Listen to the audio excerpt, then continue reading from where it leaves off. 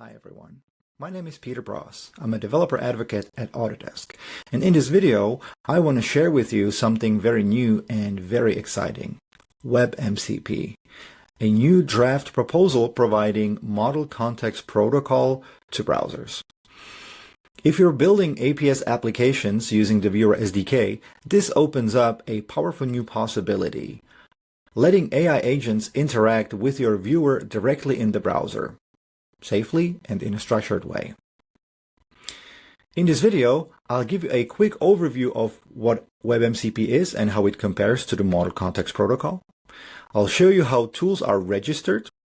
I'll add WebMCP to our simple viewer code sample, and I'll demonstrate the WebMCP functionality in action using Chrome Canary and the MCP Inspector extension. Let's dive in. WebMCP is a native browser adaptation of Model Context Protocol. If you're not familiar with Model Context Protocol, I will provide some links in the description under this video, but at the high level, this is a protocol that was introduced by Anthropic in November 2024, and it has seen huge adoption since then.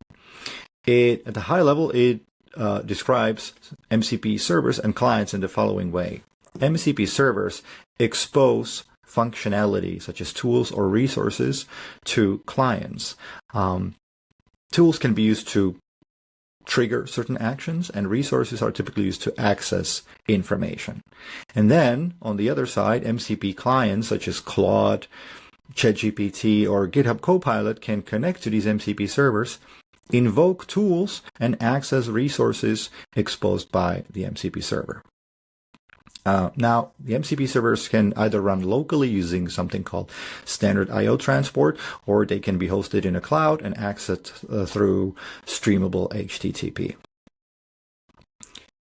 WebMCP brings these types of ideas directly into the browser. It lets your web application expose certain kinds of tools, and these tools can then be discovered and invoked by AI agents running directly in the browser. There is no need for the agents to try and parse the DOM, the HTML, or take screenshots of your web application trying to understand if there are any buttons. Your application gives them a structured description of actions that the agents can take. This may be very useful in web applications that have a complex internal state, as is oftentimes the case in applications built with Autodesk Platform Services and the Viewer SDK. WebMCP is still a draft specification currently being incubated under the Web Machine Learning Community Group. However, Chrome Canary already includes experimental support, and there is an official WebMCP Inspector extension, as we will show in a moment. So, experimental, evolving, but very promising. At a high level, WebMCP works like this. In your web application, you first check whether the model context object is available under window Navigator to check whether WebMCP is supported by the current browser. And if it is supported, you can start registering tools, providing name, description, optionally an input schema or JSON schema defining the inputs that your tool expects, and an async handler with the actual logic. The browser will then expose these tools to compatible AI agents, and they can call the tools, and your app will execute the custom logic. So if you worked with Model Context Protocol before, this will feel familiar, except now it runs directly in the browser and you don't need a custom MCP server.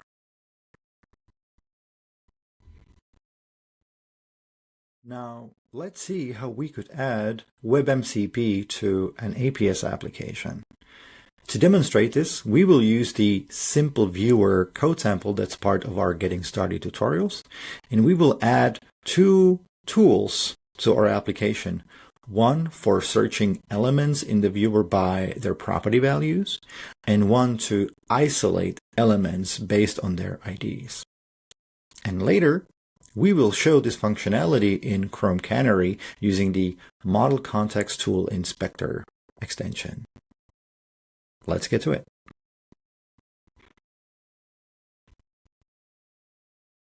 All right, we have the simple viewer code sample loaded in VS Code. So let's add WebMCP to it. I'll open the main.js file where we keep the client-side logic for our application. And inside the init viewer function, because we actually will need the viewer instance in our tools, we can start defining our WebMCP tools. First of all, let's check if the model context object is available, making sure that WebMCP is actually supported. And if it is, we can register our tools. Navigator.modelContext register tool. All right, so the register tool method expects a single object with a bunch of parameters. Name of a tool. So in this case, we can, let's say our first tool will be one that lets agents search elements based on some text in their properties. So let's call it search elements by property. I'm getting some IntelliSense here from GitHub Copilot. Next field is the description, which again will make it easier for agents to decide whether a specific tool is suitable for a task that they've been given. So this could be something like search design elements by their properties. Okay.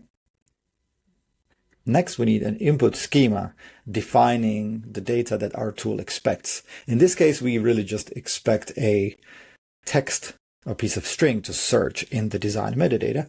So we will define the input schema as an object with a single field called text.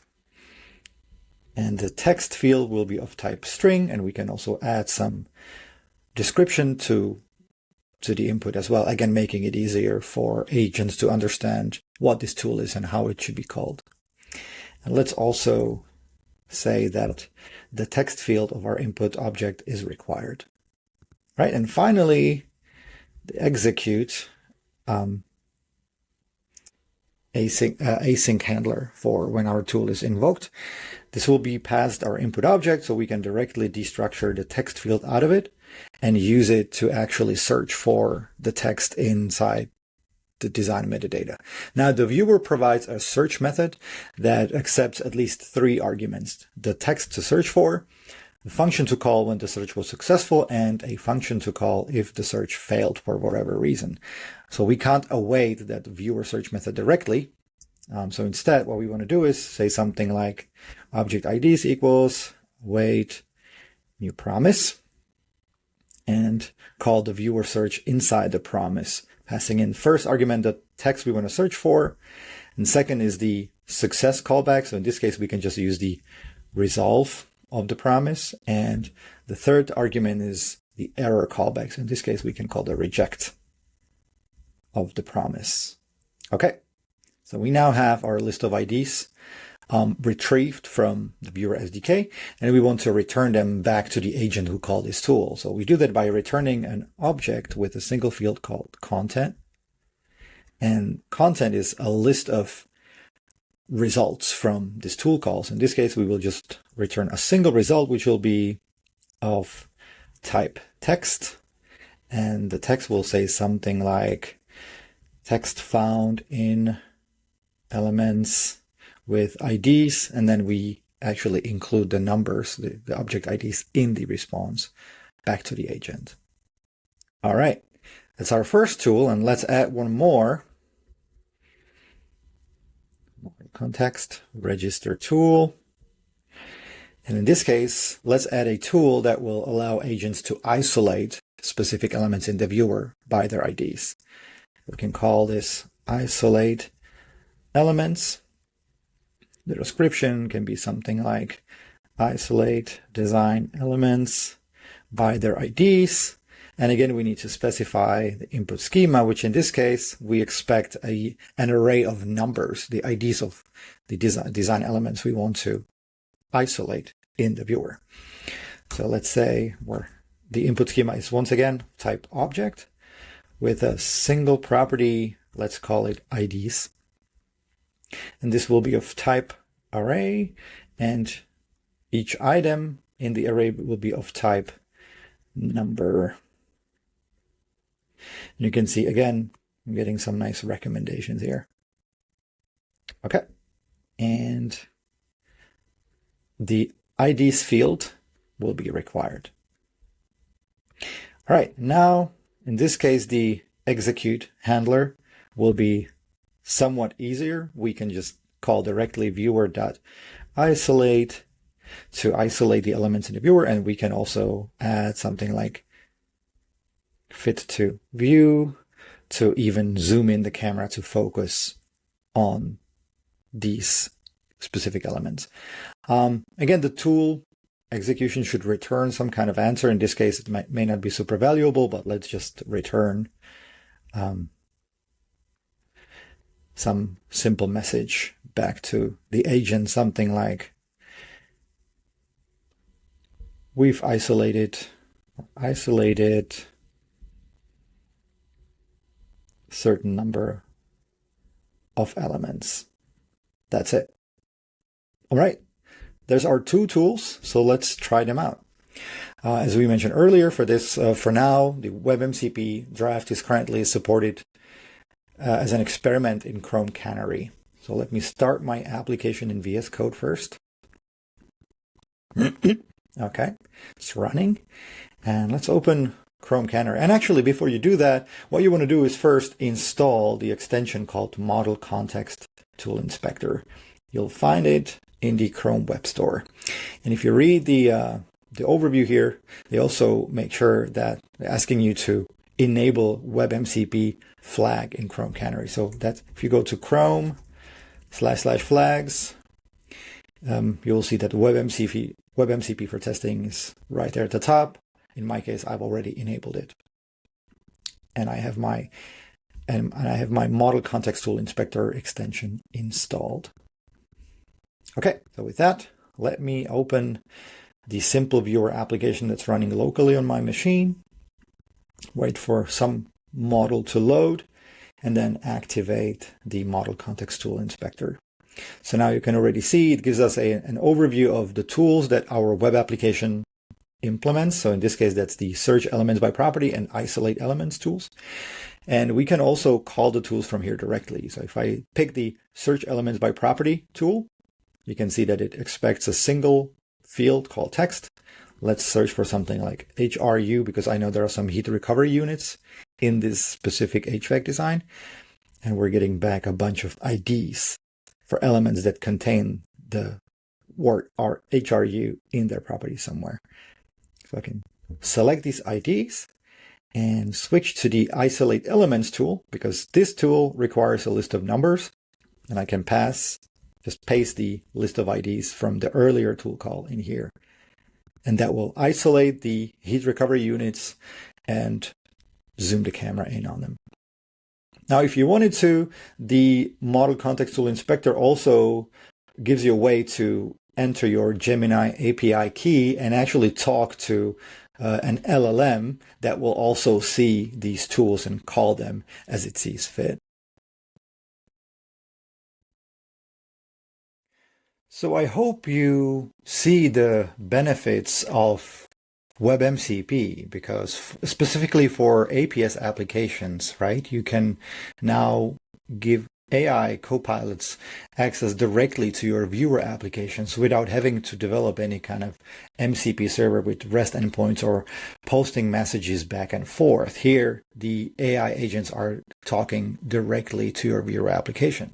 So this enables things like natural language interaction with your BIM or CAD data inside your APS application, and also provides safe and structured access to the functionality provided by the Viewer SDK or your web application in general. As WebMCP evolves, this could become a foundational pattern for AI native web applications.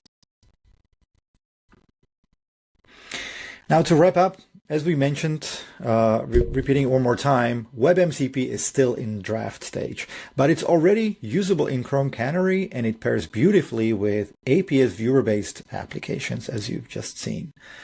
So if you're experimenting with AI in your viewer workflows, this is definitely something to explore. Let me know what you build with it. I'd love to see it. And thanks for watching. And if you find this video helpful, don't forget to subscribe to the Autodesk Developer channel for more content like this.